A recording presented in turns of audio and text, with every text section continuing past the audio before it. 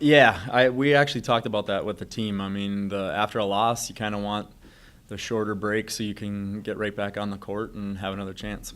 What were the positive things? I know scoring 6 points in a quarter isn't a positive, but what'd you like about your team? No, I thought we played pretty good defensively for the most part. I mean, we went back and watched the film, and the times they really hurt us were when we turned the ball over and they had transition baskets or transition open shots. For the most part in the half court, I thought we defended pretty well. Offensively, I mean, it's going to be a struggle against a team that's that long and athletic. I thought they did a nice job on really pressuring our shooting guards and making it difficult for our post players. It'd been nice to have been able to play Cash a little longer. I mean, she had 12 points in the 12 minutes that she played, but we're still trying to make sure she is able to play through the whole season, so she's limited. Do you kind of is that just a feel for her to play?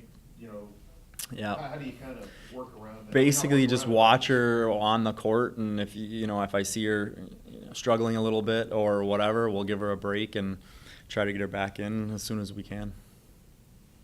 What did you see out of your freshman in that first game?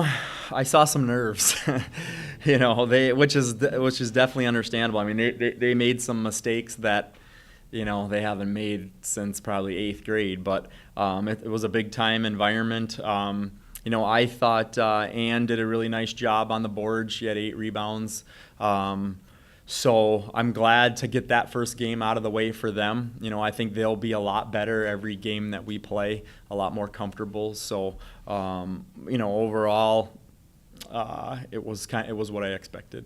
How do your players and the coaching staff help the progress for the rest of the way out? Well, I think more than anything else, it's just experience. The more games they play, the more minutes they play in, live game action, the more comfortable they're going to get. And you try to make practice as game-like as you can, but when it comes down to it, it's not like it is, when the lights are on and the referees are there and the crowd is there. To get back home, good thing. Yeah, we're excited to play in front of the home crowd. I think it should be a great crowd, especially with the doubleheader with the men. The men play an exciting brand of basketball, and it should bring in a great crowd. I think the community is really excited about basketball right now, and we're looking forward to again, like you said earlier, getting back on the court. Especially, it's always nicer to shoot at your home rims, and we have some good shooters on the team, so hopefully that equates. What did you see from Nikki in her first game back? Is she another player you sort of have to watch right now? I haven't really watched Nikki in terms of as much there. She's done a great job defensively. I mean, she had to guard one of their better players and held her down pretty well.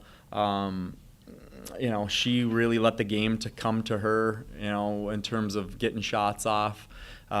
She had a couple uncharacteristic turnovers that I think is getting some rust off in terms of the ball handling and the game situation. And I mean, she hasn't played in a year. I mean, this was probably maybe not quite as the same situation as a freshman, but close, because she's been off for a whole year. So the more she gets game situation too, the better she'll be.